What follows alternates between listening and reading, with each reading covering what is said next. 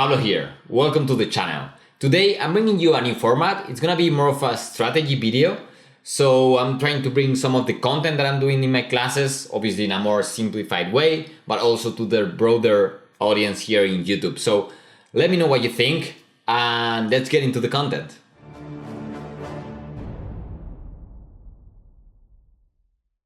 So today I'm bringing 3 keys in order to crush preflop, and I'm gonna go from more of a simple one to then more of the complex ones that you can find for your game. And I wanted to start with a preflop video because I think it's super important to get this street right. In the end, all the EV mistakes that we carry from preflop are gonna be essentially impossible to recover postflop. And the work that we need to put for the preflop street, it's way less than any kind of job that you can do around flop, where you find so many different situations and so many scenarios that you need to study. Preflop is usually way more simple, and it's very often understated how important it is to spend time studying here and get this right. First, rating preflop hands. Here I think it's important to think about factors that will help you evaluate what kind of hand you are dealt. So I like thinking about 3 factors. First, good pair potential. This is pretty self-explanatory, so it's the attribute of those hands that are able to flop good top pairs or are able to flop over pairs, that essentially a hand that can beat any one pair hand of the villain. Second, versatility. So here we could also say playability, so it's the ability of a hand to be able to multi-barrel. So it can be having a draw, like a pure draw, but it's also other hands that in general have good attributes for going for a multi-barrel. And third, nut potential. Again, pretty self-explanatory, is the ability of a hand to flop a strong hand, or a hand is strong enough even to want to put all the money in. So that means strong sets or strong flushes or straights. And these kind of 3 factors can help you guide which kind of hands you want to use depending on the situation. So I can give you some examples. For example, if you have a high SPR, you're generally wanting to use more nut potential hands, because in case you put all the money in, you want to do it with a very strong hand. You don't want to end up with all the money in with a good pair potential, because one pair generally is not gonna be good when you go in for a high amount of money. Second, for example, a spot in which we find a villain that very often tends to fold post-flop.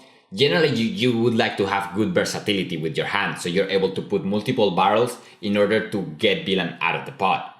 But now, if we find the opposite villain, like a calling station, then the good pair potential starts being way more important, because he's very often gonna end up calling you down with weak pairs and weak hands.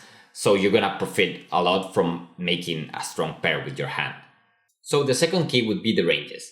And here, there is tons of content around it, but even then, I think many people still struggle to be able to visualize ranges. And here I'm gonna be talking about linear ranges, not gonna get into polarized ranges, but being able to estimate how a certain linear range looks, like either by frequency, but also for range construction, it's very important, not only for the preflop decisions, but also for the postflop. So here what I like doing is, I like taking the ace-x offsuit as a reference in order to build certain ranges that help me as a baseline for the postflop or for the preflop situations. So first we would have a 4% range, which is essentially formed by ace-king off, 10s plus, and ace-queen suited. Then we will go to adding the second offsuit ace-x, that would be ace-queen off. That will lead to a range that, as you see, generally it's gonna grow faster in the pocket pair and suited region for the reasons that we mentioned at the beginning. So once we hit the ace-queen off, we see 9s plus, ace-10 suited, king-jack suited plus, and we see a 6% range. Then the 11% range would start from adding ace-jack off, which then would also add the worst king x. So, and you can see, again, like some more examples that I'm gonna put around. And here, I don't think we should be focusing on learning these ranges by heart, but I don't think there are 2 ideas that we should get from this exercise. First it would be being able to associate a range with a certain frequency and a certain range construction. And secondly, being able to recognize what kind of hands we start adding once a range gets looser. And finally, how do we apply all these concepts in-game? Well, here I actually want to give you 3 keys inside of the third key of this video. And the first one would be play versus ranges. Do not play versus positions. Why do I say that? Because I think positions generally are too static. So if you start thinking about your cutoff opening range versus a button 3-betting range, instead of positions, but more of as how do I play out of position versus a 13% range? Or how do I play, for example, taking EP versus MP? How do I play out of position versus a 3-bet versus an 8% range? Well, this kind of thought process will help you adapt way better versus different profiles, because cutoff versus button, for example, you will find players that will 3-bet 8%, and then you will find players that will 3-bet 16%. So for some of those situations, you will have to take your EP versus button situation as a reference. So if you start thinking about frequencies, you will be able to do these kind of adaptations way quicker. And the second key also has to do around being too static around your preflop ranges. And here I like introducing the concept of skill advantage, because I find this to be a very important factor when deciding your preflop spots. And the thing is, when you're looking at a solver, generally the lower part of your range is going to be pretty close EV hands. And what happens with these hands? Like, they assume post-flop will be played perfectly by both opponents, which is not true in practice.